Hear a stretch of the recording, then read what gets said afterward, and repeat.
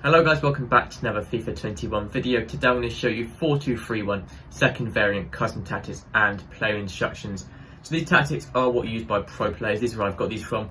I've tried these out and they do work very well, so that's why I'm going to be showing you them. I always test out the tactics to make sure they're good anyway.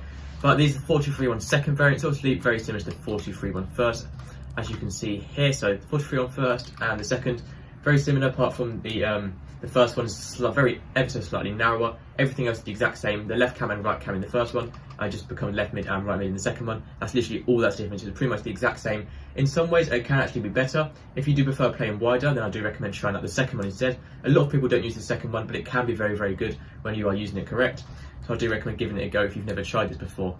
So for the tactics, the defensive style is unbalanced. Obviously I don't really like changing that too much, I like to keep it unbalanced. It's quite a defensive formation, the 4-2-3-1. It's quite balanced, but it's more defensive than attacking. So I'm going to slightly more defensive instructions, because that's where you usually play it. So defensive style unbalanced, 4 width, just to sort of narrow that gap between the two centre backs.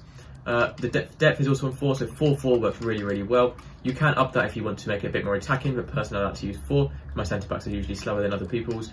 My offensive style is once again unbalanced. Obviously it's the most balanced, most sort of unpredictable for the other team. I have the width on 7 just to really push out the left mid and right mid, making them more attacking and going forward, making use of all the width of the pitch. Players in boxes on 4 or 5. It's quite a defensive formation, so I usually play it on 4, but sometimes I do put it up to 5. It doesn't really make too much difference anyway. Corners on 2 and then free kicks on 2.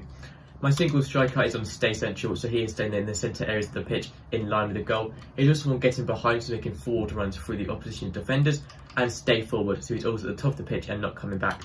The cam, as it's only one striker in this formation, there's no wingers. The left mid and right mid are obviously deeper than most wingers, so the cam is like sort of the main man to help out with the striker, and it just sits a little bit deeper. So you want to stay forward and get into the box or cross to make sure he is the one sort of making the runs into the box as well, and also so he's helping out the striker.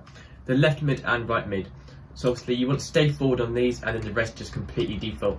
I don't really like changing the rest of these, so I use stay forward, so they're not coming back too deep when defending, and that is all I change on the left mid and right mid. For the 2 CDMs, you want to use cut passing lanes, cover at centre, and then stay back while attacking. That means they're going to be staying back in the CDM position and not pushing up. It makes it easier to defend with. 2 centre backs, you want to leave those default. For your full backs, you want to use stay back while attacking, so once again they're not pushing up and staying back in the defensive line. And then overlaps, so making overlapping runs on the outside when they are manually pushing up, sort of around the left mid and right mid. And then lastly, for your goalkeeper, you want to use compass crosses, so your keeper's confidence line a bit more to defend corners and crosses, and sweeper keeper, so he's been a bit more aggressive, coming outside the box to challenge loose balls and stuff like that. So that is everything for this video. I do recommend giving this formation a go if you've never tried this out before. Honestly, it's a very, very good version of the 4-2-3-1. So yeah, that is just a wider version really of the default one. That's everything for this video. Have a nice rest of your day, and make sure to subscribe, and I'll see you next time. Goodbye.